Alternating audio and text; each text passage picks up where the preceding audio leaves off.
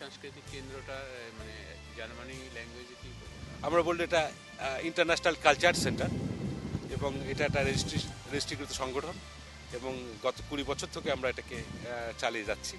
এবং পাশাপাশি যেটা আপনি প্রথমে বলছিলেন যে বাংলাদেশ বিষয়ক অনুষ্ঠানগুলো, তো সেখানে আমাদের আবার একটা এই সংগঠনের ভিতরেই working group of Bangladesh in lower সেকশনে, এই প্রদেশের নাম নিদার সেকশন বা লোয়ার সেকশনে, তো এই নামে আমরা বাংলাদেশের কাজগুলো পরিচালনা করি, working group in neither section.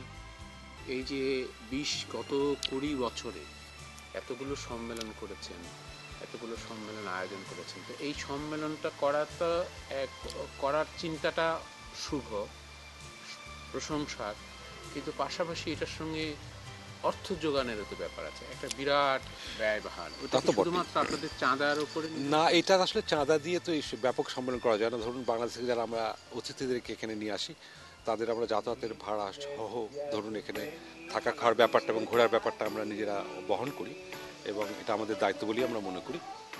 তো আমরা এই সম্মেলনগুলো মূলত ফান্ড করে এখানকার প্রাদেশিক সরকারের যে বিভিন্ন প্রতিষ্ঠান আছে, এবং আরও যারা কিছু প্রতিষ্ঠান আছেন যারা এই ধরনের সম্মেলনকে সহযোগিতা করে। তবে এটার জন্য আমাদের ধরুন মিনিমাম সম্মেলন শুরু 6 থেকে 9 মাস আগে যে কোন কোন খাতে কোথায় কি খরচ হয়েছে এটা দেখাতে হয়। আপনার সঙ্গে কথা বলে একটা জিনিস বুঝলাম, শরাফ আহমেদ, আপনি যে আন্তর্জাতিক সংস্কৃতি কেন্দ্র করে আপনারা এই দেশের মেইন স্ট্রিম জার্মানদের সুশীল সমাজকে একত্রিত করে বাংলাদেশের মতো ছোট্ট একটা দেশকে তুলে ধরেছেন, বাংলাদেশের সমস্যা, সংকট, রাজনৈতিক পরিবেশ, মানবিক পরিবেশ এবং আন্তর্জাতিক সংস্কৃতিকে সম্মিলিত করার একটা মানে অত্যন্ত সুন্দর প্রচেষ্টা আপনারা কয়েকজন, আপনি তার মধ্যে অন্যতম প্রধান, এবং সুচিত চৌধুরীর কথা বললেন, এরকম 2-3 জন করেছেন। এত একটা অসম্ভব বড় কাজটা যে আপনারা করেছেন, এই আইডিয়াটা কীভাবে এলো আপনাদের ভিতরে, এবং আপনার এই কর্মপ্রবাহটা পরবর্তীতে কী করবেন? আসলে বাংলাদেশের যে সামাজিক সমস্যা, রাজনৈতিক সমস্যা, গণতন্ত্রের সমস্যা, মৌলবাদের সমস্যা, পরিবেশ বিষয়ক ব্যাপারগুলো, বাংলাদেশের সাংস্কৃতিক ব্যাপারগুলো, এই যে বাংলাদেশের সমসাময়িক সমস্ত ঘটনাগুলো শুধু প্রবাসী বাংলাদেশিদের জন্য নয়, ইউরোপের যে বিশাল ফোরাম সেখানে বাংলাদেশকে নিয়ে আসা, এবং বাংলাদেশের সমসাময়িক সংকট, সামাজিক অবস্থা, পরিবেশ, বাংলাদেশের নাটক, বাংলাদেশের গান, সঙ্গীত সহ বাংলাদেশের বিভিন্ন রকম মানবাধিকারের প্রশ্ন সহ সব ব্যাপারগুলো এই বিশাল ফোরামে নিয়ে আসা শুধু আমাদের জন্যই নয়, পাশাপাশি বাংলাদেশ থেকে যে আমরা বিভিন্ন সুশীল সমাজের মানুষদেরকে আমন্ত্রণ জানিয়ে নিয়ে এসেছি, বিশিষ্ট ব্যক্তিদের, তাদের সাথে ইউরোপীয় সুশীল সমাজের একটা সমন্বয় তৈরি করা, সম্পৃক্ততা করা, এবং আমাদের ব্যাপারগুলো এই জার্মানের সুশীল সমাজের ফোরামে নিয়ে আসা, জার্মানিক রাজনীতিকদের মধ্যে নিয়ে আসা, বাংলাদেশ বিষয়ে যারা কাজ করে তাদের মধ্যে নিয়ে আসা, পাশাপাশি ইউরোপের বিশাল ফোরামে নিয়ে আসাটা আমাদের একটা অন্যতম আমাদের লক্ষ্য। এবং আমরা মনে করি যে এটা আমরা যদি চালাতে থাকি তাহলে বাংলাদেশের সাথে ইউরোপের একটা সমন্বয়, একটা আলোচনা, এটা অব্যাহত থাকবে। এবং আমরা সবসময় আমাদের সম্মেলনের ব্যাপ্তিতা বাড়িয়েছি। আগে শুধু আমরা জার্মান রাজনীতিকদের দাওয়াত করতাম, আমন্ত্রণ করতাম, এর বাইরে আমরা এইবার লাস্ট বার করলাম ইউরোপিয়ান যা পার্লামেন্ট থেকে একজন এসছিলেন ব্রিটিশ পার্লামেন্ট থেকে একজন, এবং পাশাপাশি ইউরোপে যারা বাংলাদেশ বিষয়ে কাজ করেন, যারা ইউরোপিয়ান, তাদেরকেও আমরা এখানে আনা সম্পৃক্ত করার চেষ্টা করছি। বাঙালি জাতির দুঃখ, বাঙালিরা কর্মবিমুখ, বাঙালিরা আলস্যপরায়ণ, বাঙালিরা দুর্নীতিপ্রিয়, বাঙালিরা দারিদ্র কাতর।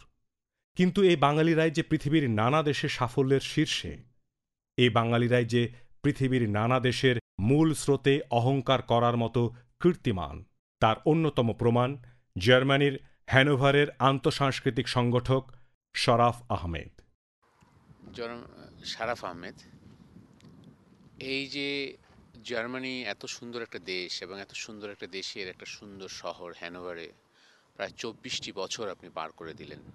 এই 24 বছর আপনাকে কি কখনো মনে হয় যে আপনি বাংলাদেশকে সেইভাবে জীবনের সন্ধানে চলে এসেছিলেন, অনেক ঘটনা দুর্ঘটনার মধ্য দিয়েই এখানে আপনি এসে প্রতিষ্ঠিত হয়েছেন, একটা সরকারি চাকরি করছেন, অনেক মানে কি বলবো, মানে সুশোভন সুন্দর জীবন যাপন করছেন, আপনার কখনো মনে হয় আপনি বাংলাদেশের জীবন থেকে নিজেকে কোথাও লস্ট ফিল করেন কিনা বা বঞ্চনা বোধ করেন কিনা?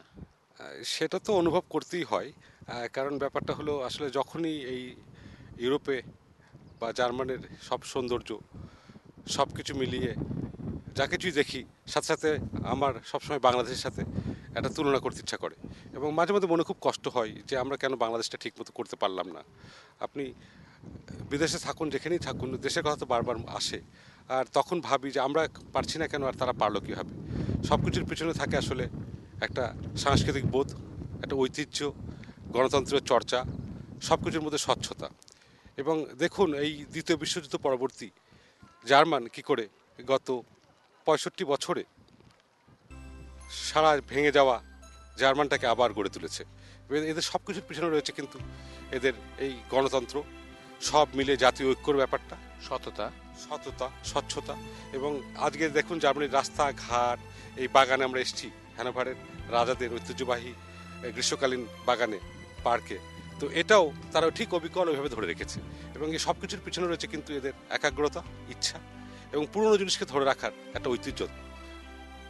আপনার কি মনে হয় যে আমাদের জাতিগত কোথাও অনেস্টি বা আপনি যে স্বচ্ছতা বলছেন, এগুলির সংকটের কারণে আমাদের উত্তরণ ঘটছে না?